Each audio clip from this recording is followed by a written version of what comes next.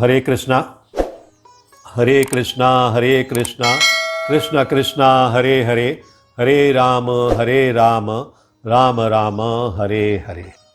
अब हम लेंगे श्लोक संख्या 34 और देखेंगे कि इसमें आगे क्या कहा है। इंद्रियस्य इंद्रियस्यर्थे राग द्वेषो व्यवस्थितो तयोर्न वशम आगच्छेत तौ हि अस्य परिपन्थिनौ। तो अभी हम इसके शब्दार्थ पर ध्यान देंगे। इंद्रियस्य मतलब इंद्रिय का, इंद्रियस्य अर्थे इंद्रिय विषयों में, इंद्रिय का और इंद्रिय विषयों में राग आसक्ति द्वेषो तथा विरक्ति व्यवस्थितो नियमों के अधीन स्थित तयो उनके न कभी नहीं वशम नियंत्रण में आगच्छेत आना चाहिए तौ वे दोनों ही निश्चय ही अस्य उसका परिपंथिनो अविरोधक। भावार्थ श्रील प्रभुपाद यहाँ लिखते हैं कि प्रत्येक इंद्रिय तथा उसके विषय से संबंधित राग द्वेष को व्यवस्थित करने के नियम होते हैं। प्रत्येक इंद्रिय, कौन कौन सी इंद्रिय, उनकी चर्चा अभी तात्पर्य में हो जाएगी। तो प्रत्येक इंद्रिय तथा उसके विषय से संबंधित राग द्वेष, हर इंद्रिय के राग और द्वेष हैं। वो राग और द्वेष क्या है वो भी हम समझेंगे। उनको व्यवस्थित करने के नियम होते हैं। मनुष्य को ऐसे राग तथा द्वेष के वशीभूत नहीं होना चाहिए। मनुष्य को क्या नहीं होना चाहिए? ऐसे राग या द्वेष के वशीभूत नहीं होना चाहिए। जो अभी हम चर्चा कर रहे थे कि राग और द्वेष से मुक्त हो जाओ, ना काहू से दोस्ती ना काहू से बैर, क्योंकि ये आत्म साक्षात्कार के मार्ग में अवरोधक है, बाधक है। ये रेस्ट्रिक्शन लगा देता है। आत्म साक्षात्कार मतलब सेल्फ रियलाइजेशन, जब हम भगवान को ढूंढने के प्रयास कर रहे हैं, भगवान से अपना संपर्क जोड़ने की कोशिश कर रहे हैं, भगवान की सेवा करने की कोशिश कर रहे हैं, वहाँ ये राग द्वेष आकर जो है हमारे मार्ग में अवरोध बन जाते हैं। जैसे मान लीजिए कि हम भगवान की सेवा के लिए जा रहे हैं और रास्ते में हमें कोई दूसरे भगवान के भक्त मिल गए जो आके कहने लगे, अरे प्रभु जी आप कहाँ जा रहे हैं, अरे वहाँ तो ऐसा चलता है, वहाँ तो वैसा चलता है। उन्होंने हमारे दिमाग में वो द्वेष पैदा कर दिया और हमारे लिए समस्या खड़ी कर दी कि अब हम क्या करें। तो राग और द्वेष के वशीभूत हमें नहीं होना चाहिए। हमें उनकी बातों का कोई असर नहीं होना चाहिए। उनका उधर से सुना उधर से निकाल दिया, बस, और कुछ नहीं। और हमारा ध्येय क्या है? भगवान की सेवा करना, भगवान कृष्ण को केंद्र में रखना। तो हमें आत्म साक्षात्कार के मार्ग में बाधा नहीं आएगी। आत्म साक्षात्कार सेल्फ रियलाइजेशन के मार्ग में बाधा तभी आती है जबकि हम अपनी कम सुनते हैं, दूसरों की ज़्यादा सुनते हैं। तो दूसरों की ज़्यादा सुनने से क्या होता है कि राग और द्वेष बढ़ता है। किसी ने किसी की प्रशंसा कर दी तो हमारा मन उसकी तरफ झुकने लगेगा, किसी ने किसी की बुराई कर दी तो हमारा मन उसकी तरफ से खिंचने लगेगा। ये क्या है? इसका मतलब है दूसरा कोई हमें अपनी चाबी से चला रहा है। हमें ऐसा नहीं होना है। दूसरे की चाबी से हमें नहीं चलना है, हमें अपनी ही चाबी से चलना है। हमारी चाबी खुद स्वतः हमारे पास है, जो भगवान कृष्ण ने हमें दी है। हमें उससे अपने आप को संचालित करना है। अभी हम इसका तात्पर्य देखेंगे। परपर्ट बाई हिज डिवाइन ग्रेस ऐसी भक्त वेदांत स्वामी श्रील प्रभुपाद की जय। तो जो लोग कृष्ण भावना भावित हैं, हाँ, जो लोग कृष्ण कॉन्शियसनेस में हैं, वे स्वभाव से भौतिक इंद्रिय तृप्ति में रत होने में झिझकते हैं। उनका स्वभाव ही ऐसा हो जाता है कि वे भौतिक इंद्रिय तृप्ति में लगने से झिझकते हैं। उन्हें अच्छा नहीं लगता। उनको आप बोलो चलो सिनेमा देखने चलते हैं, उनको आप बोलो चलो ज़रा बाहर रेस्टोरेंट में खाना खाते हैं, उनको आप बोलो कि चलो आज फलाना हीरो की फिल्म देखने जाते हैं, वो नहीं जाएंगे। ये भौतिक इंद्रिय तृप्ति के माध्यम है, उनमें वो अपने आप को इन्वॉल्व नहीं रखते हैं। किंतु जिन लोगों की ऐसी भावना ना हो, उन्हें शास्त्रों के यम नियमों का पालन करना चाहिए। जो लोग ऐसी भावना नहीं रखते हो, मतलब जो कृष्ण भावना भावित नहीं है, उन्हें क्या करना चाहिए? कम से कम शास्त्रों के यम नियमों का पालन करना चाहिए। यम नियम क्या है? यम का मतलब है डूज और नियम का मतलब है डोंट्स। जो डूज एंड डोंट्स हैं, जो निषेध हैं और जो अनुमति दी गए हैं, जो आज्ञा दी गई हैं, ऐसे यम नियम का पालन करना चाहिए जो शास्त्रों में बताया गया है कि ये करो और ये मत करो। कम से कम उतना तो ध्यान दो। अनियंत्रित इंद्रिय भोग ही भौतिक बंधन का कारण है। सबसे बड़ा कारण यहाँ पर जो इंद्रियों को परेशान करता है वो क्या है? अनियंत्रित इंद्रिय भोग। इंद्रियों का भोग करना और अनकंट्रोल्ड करना। एक तो होता है कि हमें भूख लगी, हमने घर में शुद्ध भोजन बनाया, भगवान को भोग लगाया, प्रसाद आया और हमने ग्रहण कर लिया। इंद्रिय तृप्ति हमने कर ली, हमने अपनी भूख मिटा ली। और एक इंद्रिय तृप्ति वो है कि हमें भूख लगी, हमने 2000 रुपये जेब में डाले और हम जाके पिज़्ज़ा हट में बैठ गए। हमने 1200 रुपये का पिज़्ज़ा खा लिया, 800 रुपये की पिक्चर देख ली और 2000 रुपये तुरंत फूंक के घर में वापस आ गए। तो एक वो भी इंद्रिय तृप्ति है।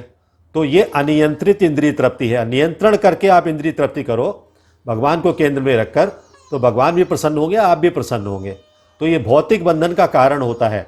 किंतु जो शास्त्रों के यम नियमों का पालन करता है, जो शास्त्रों में दिए गए डोंट्स और डूज एंड डोंट्स का पालन करता है, वो इंद्रिय विषयों में नहीं फंसता, क्योंकि उसे पता है क्या काम करना चाहिए और क्या काम नहीं करना चाहिए।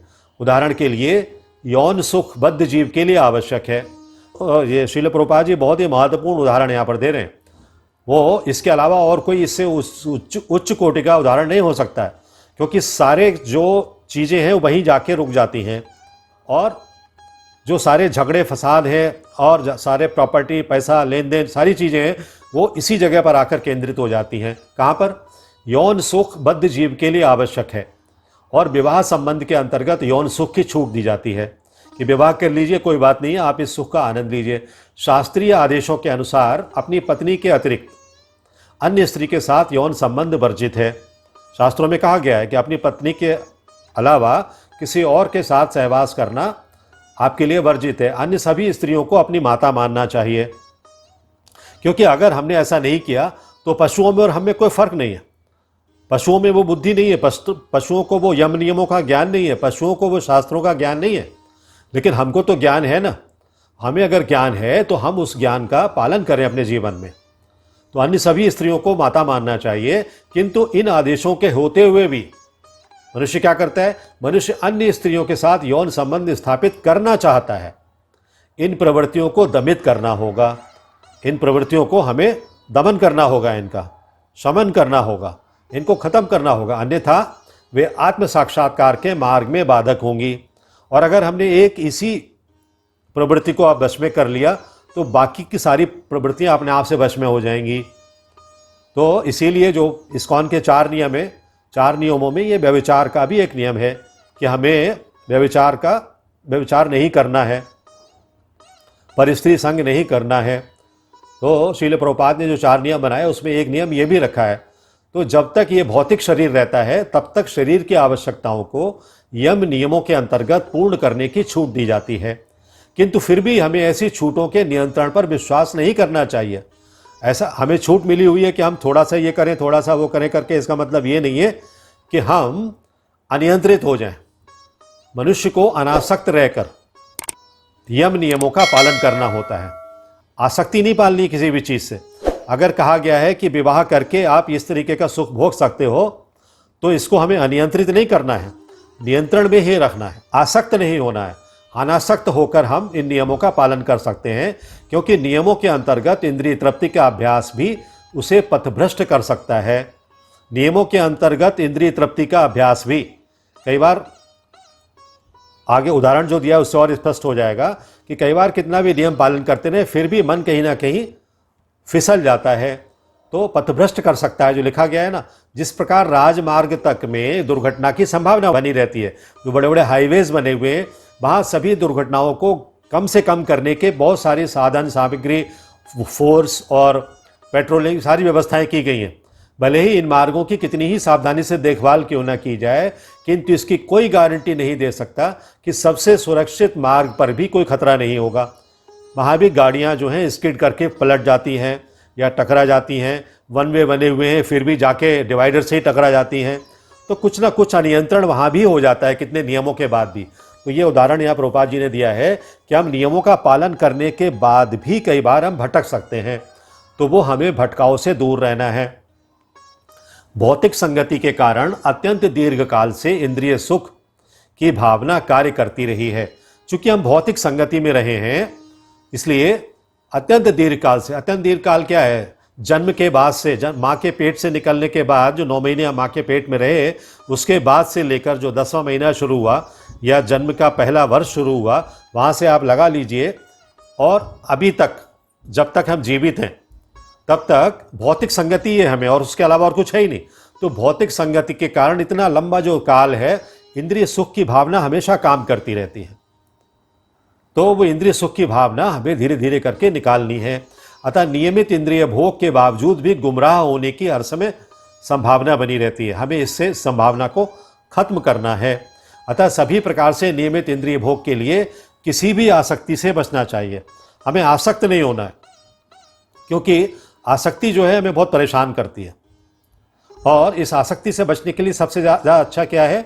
कृष्ण भावनामृत ऐसा है कि इसके प्रति आसक्ति से, कृष्ण भावनामृत के प्रति आसक्त हो जाओ आप, उससे अटैच्ड हो जाओ, उससे अपने आप का दिल लगा लो। या सदैव कृष्ण की प्रेमा भक्ति में कार्य करते रहने से सभी प्रकार के इंद्रिय कार्यों से विरक्ति हो जाती है। सभी प्रकार के इंद्रिय कार्य जो हैं, मतलब जो इंद्रिय विषय हैं, वो सभी से धीरे धीरे धीरे धीरे आपका मन हटने लगता है। अतः मनुष्य को चाहिए कि वो किसी भी अवस्था में कृष्ण भावनामृत से विरक्त होने की चेष्टा ना करे। कृष्ण भावनामृत से वो अलग ना हो। मनुष्य को ये चाहिए कि कृष्ण भावनामृत में लगा रहे, उससे अलग ना हो, लेकिन समस्त प्रकार के इंद्रिय आसक्ति से विरक्ति का उद्देश्य अंततः क्या है? कृष्ण भावनामृत के पद पर आसीन होना है। इंद्रिय आसक्ति से तो आप विरक्त हो जाओ, फिर कहाँ पहुँच जाओगे आप? कृष्ण भावनामृत के पद पर पहुँच जाओगे। वही आपके लिए आपका गंतव्य वही है, आपका डेस्टिनेशन वही है, कृष्ण भावनामृत में आसीन होना।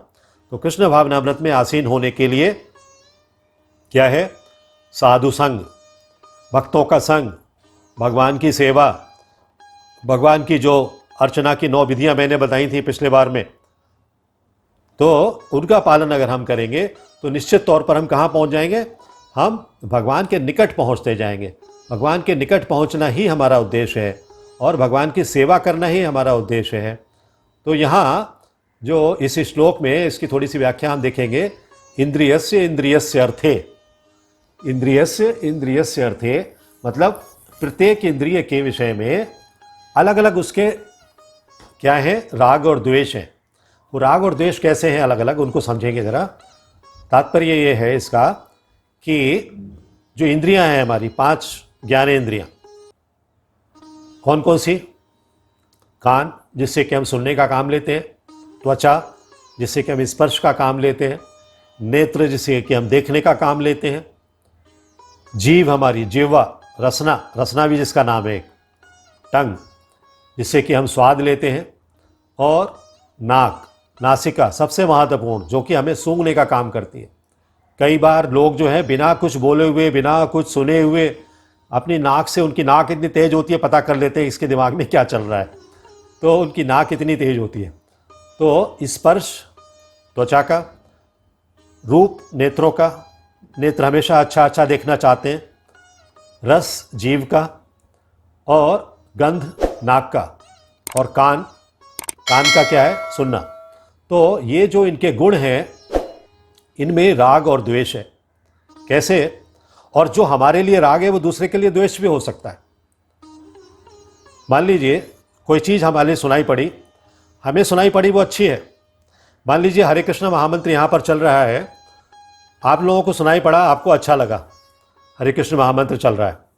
लेकिन कोई दूसरा व्यक्ति सुन लिया उसको, अरे क्या ये लोग हमेशा हरे कृष्णा लगाते रहते हैं, तो उसके लिए ये द्वेष वाली बात हो गई। हमारे लिए ये राग वाली बात है, प्रेम वाली बात है।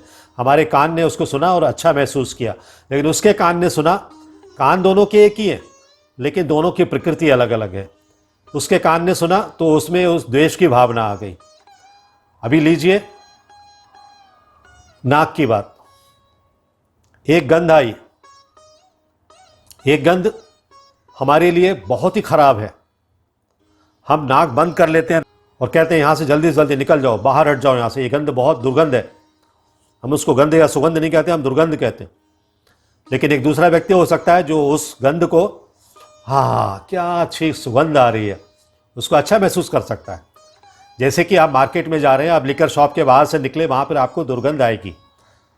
लेकिन कोई व्यक्ति ऐसे भी होते हैं जो वहाँ जाकर उनको चेतना जागृत हो जाती है। तो ये राग और द्वेष है। उसको उस चीज़ से राग है और हमको उस चीज़ से द्वेष है, तो हमें उससे अलगाव होगा और उसको उससे लगाव होगा। इसी तरह से ये जो 5 गुण हैं, इनमें इंद्रिय विषय जो हैं, ये इनमें इंद्रिय विषयों में आसक्ति और विरक्ति के गुण हैं। राग और द्वेष के गुण हैं। तो इंद्रियस्य इंद्रियस्य अर्थे राग द्वेषो व्यवस्थितो, इसमें प्रत्येक इंद्रिय तथा उसके विषय से संबंधित राग द्वेष को व्यवस्थित करने के नियम होते हैं। तो ये नियम के अनुसार ही वो व्यवस्थित होते हैं, राग और द्वेष। और वो नियम कैसे बनते हैं? वो हमारी प्रकृति से बनते हैं। हम जिस प्रकृति में होते हैं उस प्रकृति के अनुसार वो नियम हमारे लिए बन जाता है। तो जब हमें प्रतिकूलता का भाव है तो वो द्वेष हो जाता है, और जब अनुकूलता का भाव है तो वो राग हो जाता है, प्रेम हो जाता है। राग और द्वेष अगर एक ही स्थिति में रहते, मतलब एक जैसे ही रहते दोनों के लिए, तो ये समस्या ही नहीं होती थी। लेकिन ऐसा तो होता ही नहीं है। हर एक आदमी प्रकृति के गुणों से बंधा हुआ है, तो प्रकृति के गुणों से बंधा होने के कारण ये फर्क होता ही है। जैसे एक और उदाहरण मैं बताता हूँ। किसी किसान को तो वर्षा अच्छी लगती है, चलो वर्षा अच्छी हो गई, अभी हमारी खेती अच्छे से होगी।